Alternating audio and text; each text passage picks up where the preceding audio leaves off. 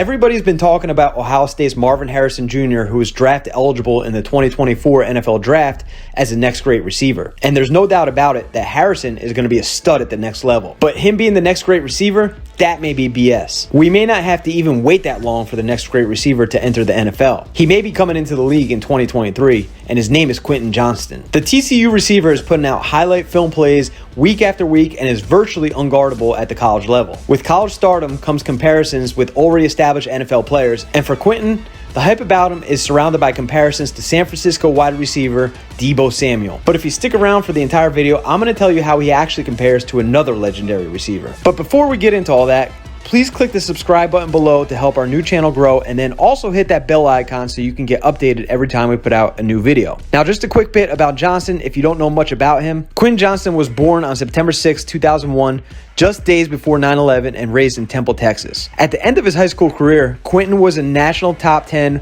four-star recruit, the nation's 13th best receiver, the 3rd-ranked receiver recruit, and the 9th-rated prospect in the entire state of Texas. Now, this is going to deflate any Longhorn fans, but the kid originally committed to playing at Texas.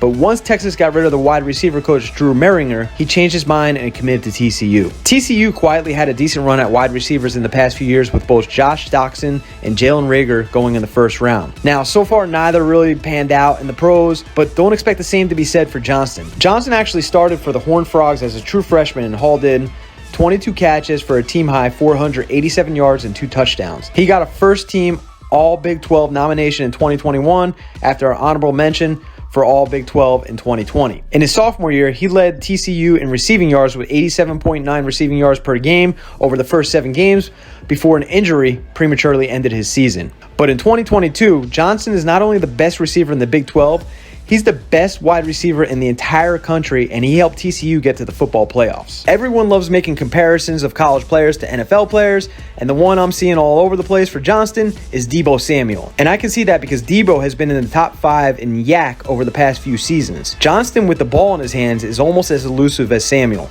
But here's the thing. Deebo is listed at 6 foot, 250 pounds, and he does play bigger than he is. But Johnston is listed at 6'4", 210, and he's not a stick figure. The guy is a physical specimen. Now, all things considered, where do these two players stand in comparison to each other in regards to their playing styles? Well, both of them are about the same speed, running the 40-yard dash in the 4.4 range, but they're both slightly different on how they're used in their systems. Johnston excels going downfield, swiftly reaching top speed and stacking on top of cornerbacks, while Samuel, in contrast, has excellent speed and agility and is more of an open field runner. They're both good route runners and get decent separation. Now, it's hard to say that Johnston will be better at getting separation in the NFL because right now he's going up against college corners, obviously. Now, you'll be shocked to find out that despite Quentin's towering figure, he has superb body control. I mean, superb body control. Bending to make challenging receptions, working well on his back shoulder throws, and it's legit unreal at his size what he can do. Samuel is dangerous on fast slants and is also used in the run game, whereas Johnston, he's more of a catch and run kind of guy and taking off the top of a defense. They both have huge hands and aren't known for dropping the ball, but overall, they're just different types of receivers. Deebo Samuel is like a Swiss Army knife and does many things, where Johnston, he can catch the ball over the middle, but he's best used as an outside threat. Which brings me to my next point I'm trying to make. He doesn't really compare to Deebo Samuel. Instead, he compares more to an NFL legend, and I know I'm going to catch some slack for this. So go ahead in the comment section below and tell me how you really feel. But his physical stature and playing style reminds me of a guy named Randy Moss. Okay, now hear me out.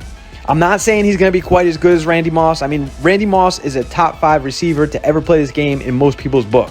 But Johnston is the exact same size as Moss. He basically has the same crazy catch radius that Moss has, and he also has elite speed. Now, he looks like he has the ability to stretch the field just like Moss. His rapid acceleration and straight line speed help him display strong ball tracking abilities and good body control downfield, and he can adjust to the throw that misses the mark a lot, just like Randy Moss. And he likely comes without the headache of Moss. Of course, anybody can change, but I've yet to hear anybody complain about Quentin Johnston off the field.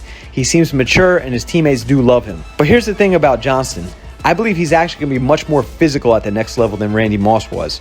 He's going to add a considerable amount of muscle mass to his frame, which is not small to begin with. He was a state medalist high jumper and supposedly is an amazing dunker of the basketball. Now, TCU has a pretty simplified playbook in regards to the routes they ask him to run, So even if he becomes just an average route runner, he could probably be just as good as Randy Moss, because that's not what Moss was known for. Quentin Johnston is going to be an absolute physical freak at the next level, and honestly, I can't wait to see it. The real question is, how does he compare to Marvin Harrison Jr.? If you haven't already, watch our video on Marvin Harrison Jr., click the screen now and take a look at that video, and then tell me who you think is better.